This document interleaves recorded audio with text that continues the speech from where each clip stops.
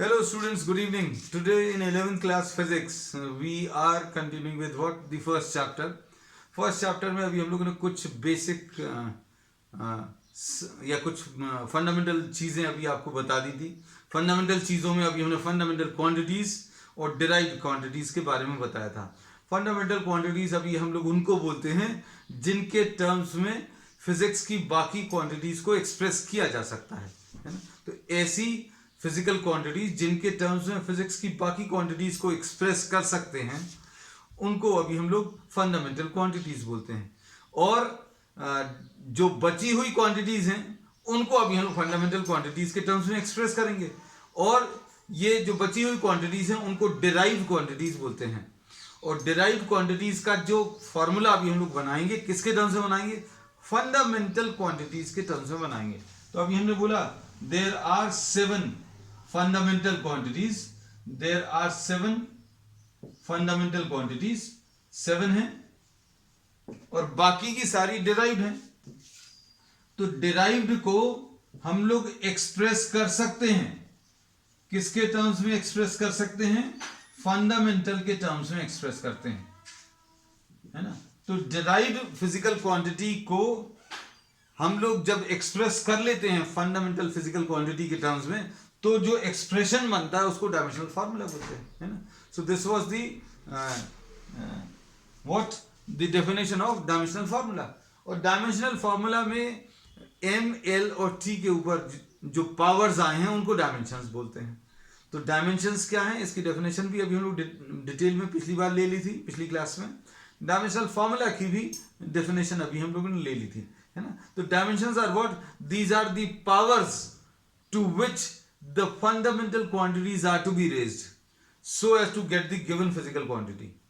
The powers to which the fundamental quantities are to be raised so as to get the given physical quantity are termed as what? The dimensions, है ना. तो अब हम लोग आगे चलते हैं. हम लोग नेक्स्ट कुछ फिजिकल क्वांटिटीज लेंगे जिनका डायमेंशनल फार्मूला अभी हम लोग डिस्कस करेंगे, है ना. तो अब हम लोग आज जो ले रहे हैं सबसे पहले, इसके पहले आठ दस अभी हम लोग डिस्कस कर चुके हैं. Not today we are discussing starting with power. Power is the rate at which work is done. मतलब आपको अगर कुछ नहीं मालूम है पावर के बारे में तो आप इसको ऐसा लिख सकते हैं work upon time. This is something work upon time. We will be discussing this quantity in detail in work power and energy, है ना. तो इसका जो फिजिकल एस्पेक्ट है, कॉन्सेप्चुअल एस्पेक्ट है, that will be discussing in the respective chapter, है ना. So nothing to worry about. Just note down this formula that power is something work divided by time. और work अभी हम लोग निकाल चुके हैं बेटा. work क्या चीज है? work ml square t minus 2 divided by t. ऐसा कुछ है. work अगर याद नहीं हो तो अभी हम लोग बोलते हैं force into distance, है ना. और force तो याद होगा ml t minus 2 है और distance क्या है? एक l है. तो ml स्क्वायर टी माइनस 2 होता है वर्क. तो ml square T minus 2 directly use कर सकते हैं. तो इसका फॉर्मूला क्या आ जाएगा बेटा? ml square T minus 3. ये t टू द पावर 1 ऊपर जाकर -2 -1 हो जाएगा which will become what? t to the power -3. So this is the dimensional formula for what? Power. अब इसके बाद नेक्स्ट अभी हम लोग ले रहे हैं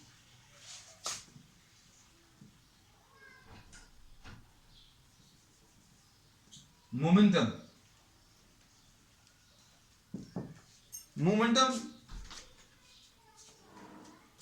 मोमेंटम क्या है बेटा? Momentum is what? It is the product of mass and velocity. Mass and velocity ये उसका प्रोडक्ट है. अब हम लोग ये बोलते हैं कि मास जो है दैट इज m और velocity is what? lt minus 1. ये अभी हम लोग पहले कर चुके हैं. So momentum will be having what? The dimensional formula for momentum will be ml t minus 1. अब इसके बाद नेक्स्ट जो अभी हम लोग फिजिकल क्वांटिटी ले रहे हैं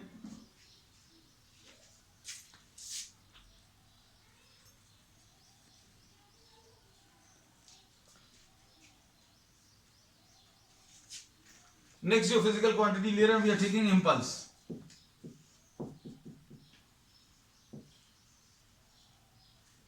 इम्पल्स जो है ये भी एक ऐसी फिजिकल क्वांटिटी है जो अभी हम लोग हो सकता है शायद पहले पढ़ी हो, नहीं भी पढ़ी हो, कोई दिक्कत नहीं। This is what, this is the product of force and the time for which the force acts on the object. Impulse जो है it is the product of force and the time duration for which the force acts on the object. जैसे suppose for example if you are trying to push a vehicle, आप किसी motorcycle को push करने की कोशिश कर रहे हो, तो आपने फोर्स लगाया, सिर्फ 1 सेकंड के लिए लगाया। और आपने एक और एग्जाम्पल लिया, आपने मोटरसाइकिल के ऊपर फोर्स तो लगाया लेकिन अब 10 सेकंड के लिए लगा दिया, है ना, तो it will create a difference definitely. अगर आप सिर्फ 1 सेकंड के लिए फोर्स लगाए, अलग हो गए, तो क्या होगा, वेलोसिटी थोड़ी सी तो बढ़ेगी लेकिन बहुत ज्यादा नहीं बढ़ेगी। लेकिन अगर आप 10 सेकंड के लिए लगाओगे तो effect of the force will be larger obviously. अगर आप 10 सेकंड लगातार आप पुश करते रहोगे तो लगातार फोर्स लगाओगे तो उसका इफेक्ट कुछ और रहेगा। और वही अगर 15 सेकंड लगा दिया, 20 सेकंड, तो अब हम लोग कहते हैं ये जो फोर्स और टाइम का जो प्रोडक्ट है उसको अभी हम लोग इम्पल्स बोलते हैं, है ना। Force, product of force and the duration. अब फोर्स क्या होता है बेटा, mlt-2 है, ये पहले से मालूम है, t, तो ये क्या आ जाएगा mlt-1।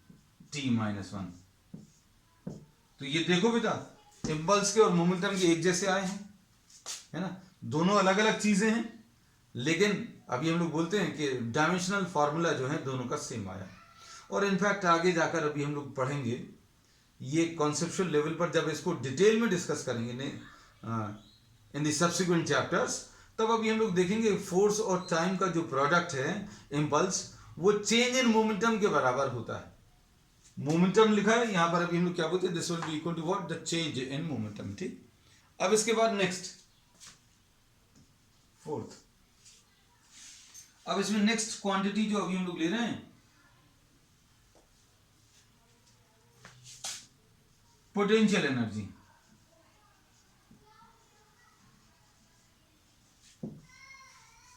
Potential energy, potential energy अभी हम लोग क्या बोलते हैं, ये कितना आ जाएगा, potential energy will be what, m into g into h, ये पोटेंशियल एनर्जी का फॉर्मूला है ना। तो अब m क्या है, m तो वो जो 7 फंडामेंटल क्वांटिटीज हैं उनमें से एक है, मास, लेंथ, टाइम उनमें से एक है, mass, length, time, current, temperature, luminous intensity उनमें से एक है। g is what, g is acceleration due to gravity. g क्या होता है बेटा, g is acceleration due to gravity, है ना। अब जैसे मान लीजिए आपको ये शब्द नहीं याद रहते या नहीं समझना, तो ये याद रखो कि भाई ये एक्सेलरेशन है, तो एक्सेलरेशन का क्या होता है, lt-2। देखकर बताओ बेटा, एक्सेलरेशन का जो फॉर्मूला है वो lt-2 है। h क्या है, द हाइट है, तो इसको अभी हम लोग ने l लिख दिया, तो ये कितना आ गया बेटा, ये आ गया ml² एंड t-2, ये पोटेंशियल एनर्जी आ गई, है ना। अब इसके बाद हम लोग वैसे तो ले चुके हैं काइनेटिक एनर्जी, लेकिन काइनेटिक एनर्जी एक बार और ले रहे हैं, है ना, क्योंकि इसी के साथ इसको कंपेयर भी करना है, कंपेयर भी हो जाएगा और रिवीजन भी हो जाएगा, इनकेस किसी ने किया हुआ है, nothing to worry about. Kinetic energy, kinetic energy half mv², हमें याद आ गया क्योंकि हाफ से याद आ गया, ये नंबर है, तो नंबर के का कोई डायमेंशंस नहीं होंगे, मतलब ना तो ये मास है, ये जो 1/2 है, ना तो ये मास है, ना लेंथ है, ना टाइम है, कुछ नहीं है, ये तो नंबर है। इसका यूज होगा सिर्फ कैलकुलेशंस के समय। हम लोग अभी क्या करने की कोशिश करें, we are trying to find out कौन कौन सी फिजिकल क्वांटिटीज इसमें इन्वॉल्व है। तो अब हम लोग बोलते हैं भाई मास तो है इन्वॉल्व, वेलोसिटी में क्या चीज इन्वॉल्व है, lt-1 इन्वॉल्व है, लेकिन ऊपर स्क्वायर लगा हुआ तो स्क्वायर लगा लो, तो ये आ जाएगा ml² t-2, ऐसे कुछ आ जाएगा। तो अब हम लोग इसमें ये बोलते हैं कि, ये अच्छे सुनना बेटा, इसमें अभी हम लोग ये बोलते हैं कि काइनेटिक एनर्जी, पोटेंशियल एनर्जी और वर्क, इसके जो डायमेंशनल फॉर्मूलेस हैं वो सेम है। कितना आ जाएगा, ml² t-2, किस किस के सेम है ये याद रखना, क्योंकि ये याद रखने में आसानी रहेगी। और इन सबकी यूनिट्स भी जूल्स होती हैं, आपको मालूम होगा इन सबकी यूनिट्स किस में होती हैं, these are measured in terms of what, joules. Kinetic energy भी जूल से मेजर करते हैं, पोटेंशियल एनर्जी भी जूल से मेजर करते हैं, और वर्क भी अभी आप जूल्स में मेजर करते हैं, है ना।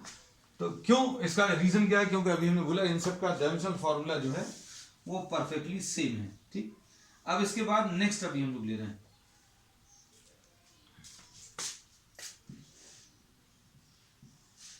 बहुत सारी चीजें बेटा, बहुत सारी चीजें बताने की, कुछ चीजें छूट भी जाएंगी, तो आप चिंता मत करना। अभी हमने आपको एक पीडीएफ दिया हुआ है, उसमें सारी फिजिकल क्वांटिटीज आ गई हैं, है ना। तो इनके something is left out, you just have to note down the formula and calculate it yourself. अब उसके बाद कोएफिशिएंट ऑफ विस्कोसिटी हम लोग कोशिश करेंगे जो ज्यादा यूज होती हैं क्वांटिटीज उनको अभी हम लोग डिस्कस कर लें। कोएफिशिएंट ऑफ विस्कोसिटी, तो अभी हम लोग ये कहते हैं, ये विस्कोसिटी भी एक चैप्टर है, अभी हम लोग एक टॉपिक पढ़ेंगे प्रॉपर्टीज ऑफ मैटर में, है ना। तो ये अभी हम लोग कहते हैं this is related to, this is analogous to और similar to what friction. Solids में इसको फ्रिक्शन नाम देते हैं, और लिक्विड्स और गैसेस के बीच में जो अपोजिंग फोर्स है उसमें अभी हम लोग विस्कोसिटी बोलते हैं। डिटेल में इसका कॉन्सेप्ट अभी हम लोग इस चैप्टर में पढ़ेंगे। तो ये फ्रिक्शन शब्द जो है लिक्विड्स और गैसेस में यूज नहीं करते, अभी हम लोग क्या यूज करते हैं? विस्कोसिटी, है ना।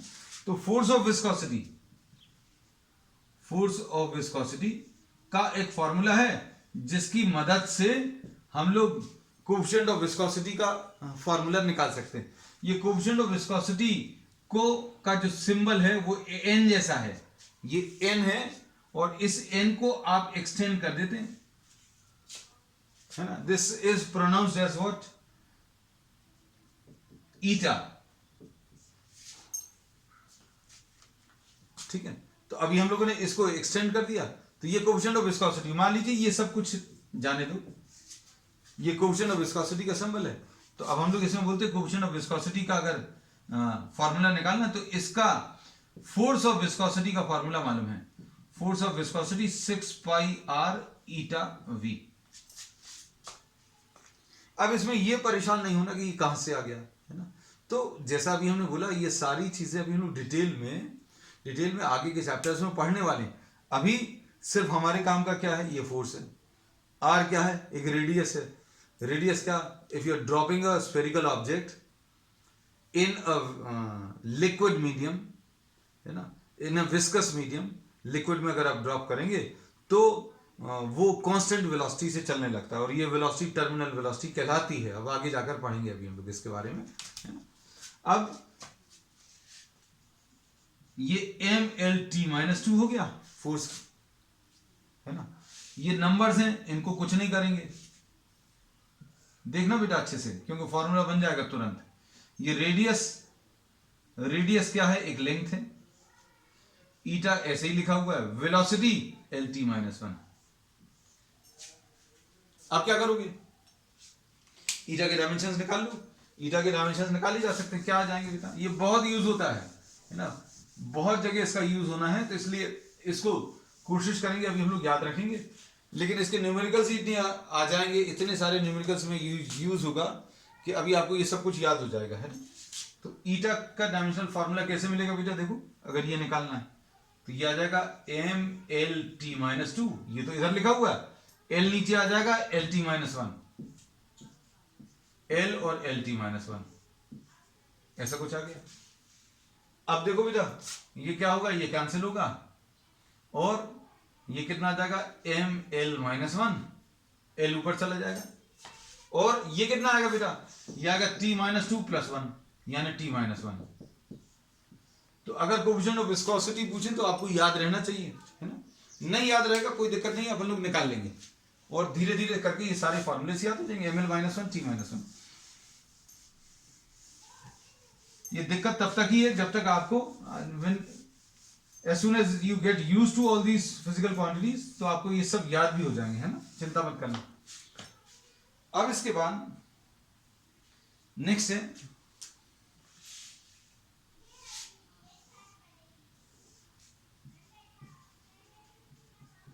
Planck's constant. ये भी बहुत यूज होगा बेटा, ये बहुत जगह यूज होगा। प्लैंक्स कांस्टेंट को अभी हम लोग h से रिप्रेजेंट करते हैं।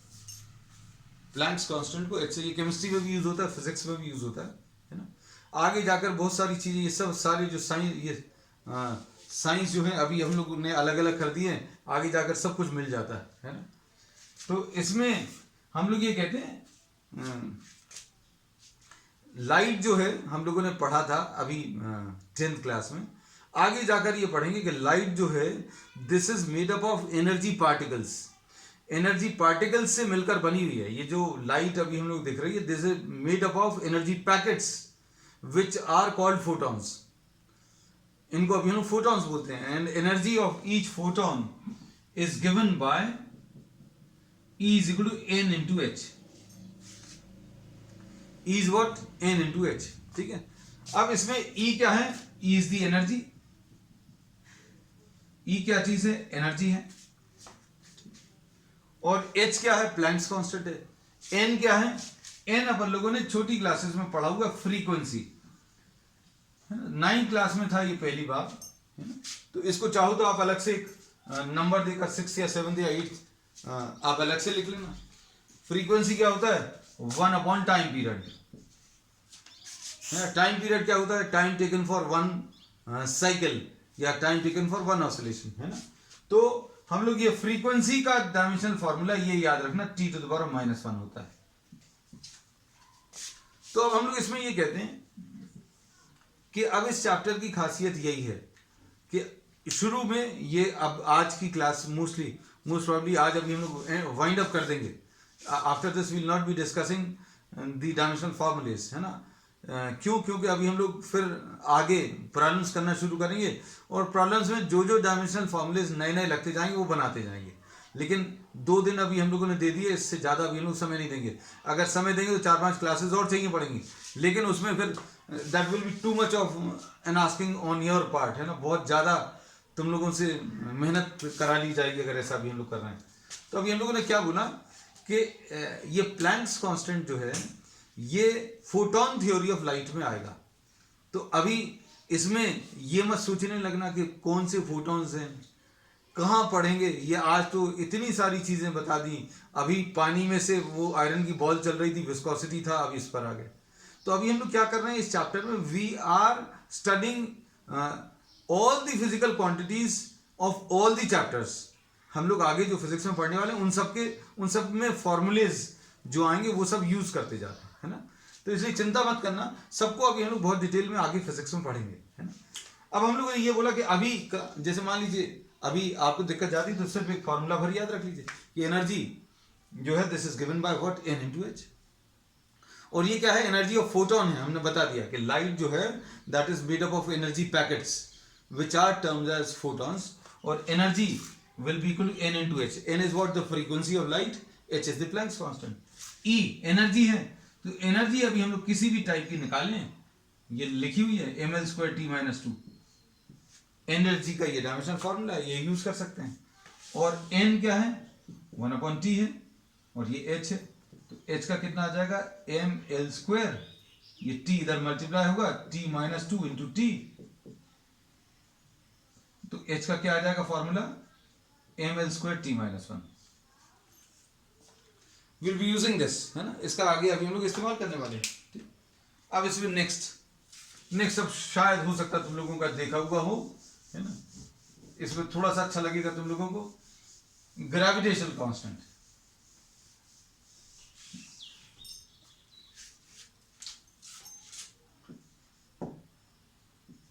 नेक्स्ट है नंबर्स देते जाना बेटा, missed out the numbers, so I am just writing down the heading gravitational constant.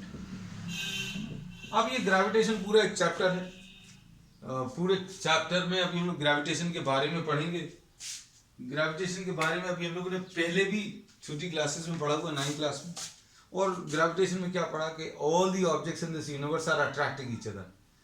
इस दुनिया में सारे ऑब्जेक्ट्स एक दूसरे को अपनी तरफ अट्रैक्ट कर रहे हैं, और force of attraction is directly proportional to the product of the masses and force is inversely proportional to square of the distance। ये पढ़ा हुआ है, या कुछ लोगों ने डायरेक्टली ये फॉर्मूला पढ़ा हुआ है ना। तो फॉर्मूला भर देख लें, g m1 m2 अपॉन वो d²। g क्या है? जी ग्रेविटेशनल कांस्टेंट है ना। तो अब इसमें अभी हम लोग निकाल सकते हैं किसका, ग्रेविटेशनल कांस्टेंट का फॉर्मूला निकाल सकते हैं। क्या आ जाएगा बेटा ग्रेविटेशनल कांस्टेंट का, जी अगर निकालना तो F into D square upon m1 into m2। ठीक है, अब देखो बेटा इसमें अच्छे से एफ क्या है, एफ अभी हम लोग मालूम है आज बहुत बार यूज हो गया, देखो mlt-2। हमें लगता है फोर्स का बहुत सारे लोगों को याद भी हो गया होगा, mlt-2 है। डी क्या है, डिस्टेंस है, डिस्टेंस यानी लेंथ है, अपॉन ये मास है, तो मास दो बार है, मास इंटू मास, एक मास तो कट जाएगा, क्या बचेगा बेटा, m को जब आप ऊपर ले जाओगे, m को अगर आप ऊपर ले जाओगे ये m to the power of -1, l to the power of 1, sorry l to the power of 1 क्यों, एक l ये है एक l ये है, दो l ये है, m to the power of -1 l cube t to the power of -2, ऐसा कुछ आ जाएगा। तो ये ग्रेविटेशनल कांस्टेंट का फॉर्मूला है ना। अब इसमें देखो नेक्स्ट,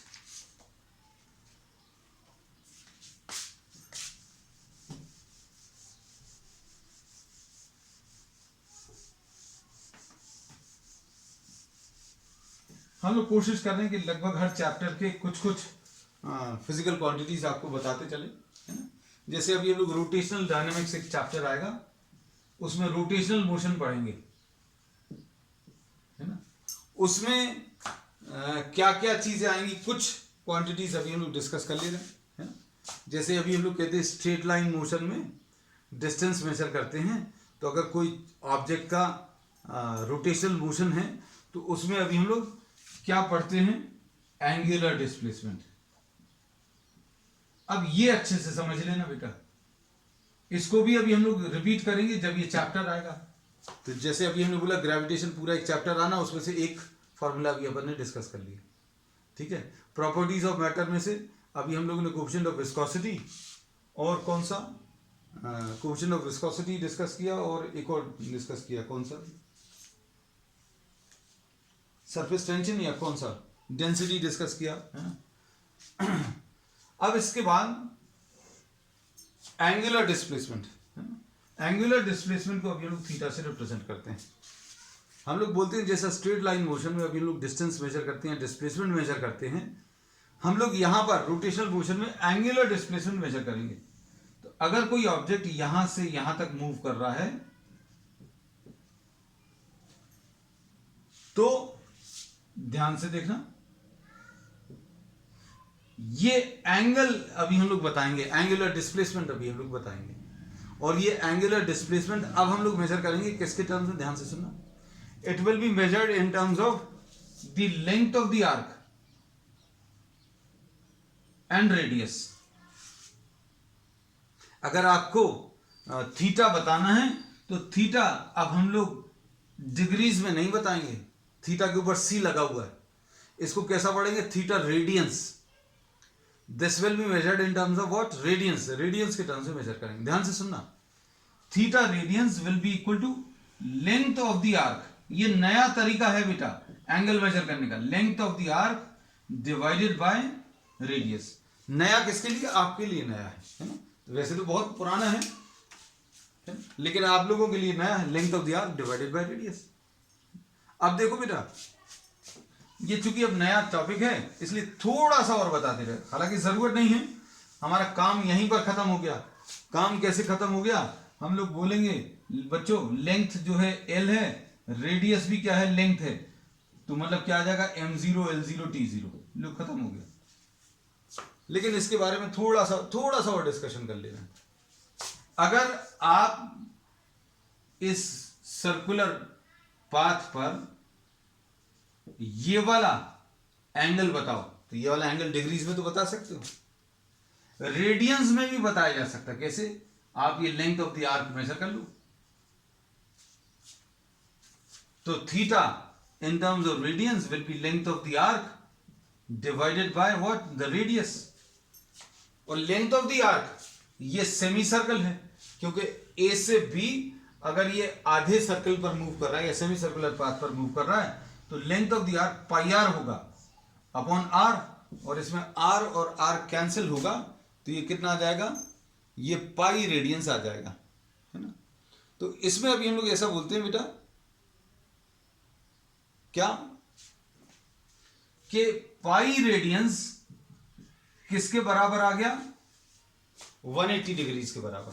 ये आंसर इसका पाई आया, रेडियंस में आया, तो ये रिलेशन मिल गया जो अभी हम लोग पुराने क्लासेस में पढ़ा है। इस एंगल को अभी हम लोग 180 डिग्रीज बोलते थे, अब ये क्या कहलाएगा, पाई रेडियंस कहलाएगा, ठीक है। अब देखो नेक्स्ट अभी हम लोग पोटेंशियल एनर्जी ले चुके हैं, ठीक है।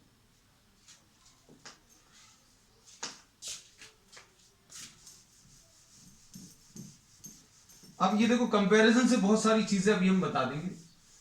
जैसे स्ट्रेट लाइन मोशन में आप वेलोसिटी बोलते थे डिस्टेंस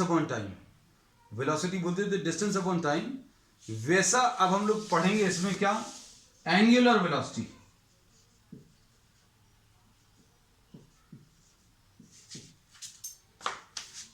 एंगुलर वेलोसिटी जो है डिस्टेंस अपॉन टाइम ना लेकर अभी हम लोग, जैसा अभी हम लोग लेते थे डिस्प्लेसमेंट अपॉन टाइम वेलोसिटी, अब हम लोग डिस्प्लेसमेंट अपॉन टाइम नहीं बोलेंगे, angular displacement upon time, angular displacement divided by time. और एंगुलर डिस्प्लेसमेंट अभी हम लोग मालूम है, इसकी यूनिट डायमेंशनल फार्मूला निकाल चुके, m0 l0 t0 अपॉन क्या, ठीक। तो ये कितना आ जाएगा बेटा, m0 l0 t-1। तो बहुत सारी नई नई चीजें, इन सब के बारे में अभी हम लोग कह रहे हैं, बिल्कुल चिंता मत करना। We'll be studying about all these quantities in detail in rotation chapter. अभी इस चैप्टर में आपको सिर्फ एक फॉर्मूले का इंट्रोडक्शन है और डायमेंशनल फॉर्मूला क्या है उसका वो भर निकालना है ना। तो इसलिए ज्यादा इसमें ऐसा नहीं सोचना कि अरे यार ये पता नहीं क्या क्या चीजें बता दी, इसमें इतनी सारी नई नई चीजें आ गई, है ना। अब नेक्स्ट, इसी के बेसिस पर इसी चैप्टर में एक और टर्म है मोमेंट ऑफ इनर्शिया। ये बहुत इंपॉर्टेंट है क्योंकि ये यूज होगा, मोमेंट ऑफ इनर्शिया।